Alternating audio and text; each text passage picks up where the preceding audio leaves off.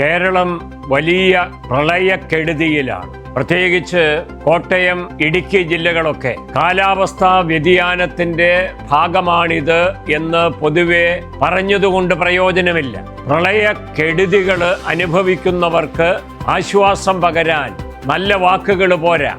കെടുതികൾ മുന്നിൽ കണ്ട് ഒഴിവാക്കാനുള്ള മുന്നൊരുക്കങ്ങൾ സർക്കാരിന്റെ ഭാഗത്തു നിന്ന് ഉണ്ടാകണം. അപ്പൊ പുഴകളിൽ ആഴം കുറവാണ്. കുറയാൻ കാരണം മണല് അടിഞ്ഞുകൂടിയിരിക്കുന്നു എന്നുള്ളതാണ്. മണല് വാരാന് അനുവാദമില്ല.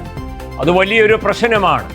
അതിന്റെ പിന്നിൽ വലിയ മാഫിയ ഉണ്ട് എന്നാണ് സാധാരണക്കാര് വിശ്വസിക്കുന്നത്. അത് പാറമട മാഫിയയാണ്. മണല് വാരിയാൽ പിന്നെ പാറപ്പൊടിയുടെ ആവശ്യം വരുന്നില്ല. മണല് വാരിയാൽ പുഴകളുടെ ആഴം കൂടും, അണക്കെട്ടുകളുടെ ആഴം കൂടും, ജലസംഭരണികൾ കൂടുതൽ ശക്തമാകും. മറ്റൊരു പ്രശ്നം, വെള്ളത്തിന് ഒഴുകിപ്പോകാനുള്ള തടസ്സങ്ങൾ മനുഷ്യർ തന്നെ സൃഷ്ടിക്കുന്നുവെന്നുള്ളതാണ്. അവര് പുഴയിലേക്ക് ഇറക്കി മതിലുകൾ കെട്ടുന്നു. എല്ലാ വീടുകളും തന്നെ മതിലുകൾക്ക് ഉള്ളില് സുരക്ഷിതമാക്കുന്നു. ജലത്തിന്റെ പ്രത്യേകത അതിന് ഒഴുകിപ്പോകാൻ ഇടം വേണമെന്നുള്ളതാണ്. ഇടമില്ലെങ്കിൽ ഇടമുണ്ടാക്കി അത് ഒഴുകും.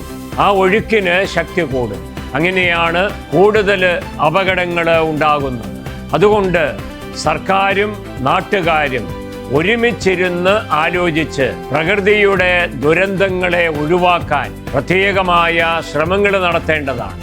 പ്രളയബാധിതരെ സഹായിക്കാൻ വേണ്ടി സന്നദ്ധ സംവിധാനങ്ങൾ ഉള്ളതുകൊണ്ട് മാത്രം പ്രയോജനമില്ല. അപകടമുണ്ടായിട്ട് സഹായിക്കുകയല്ല, ഉണ്ടാകാതിരിക്കത്തക്ക വിധത്തിൽ മുൻകരുതലുകൾ എടുക്കുകയാണ് പ്രധാന കാര്യം.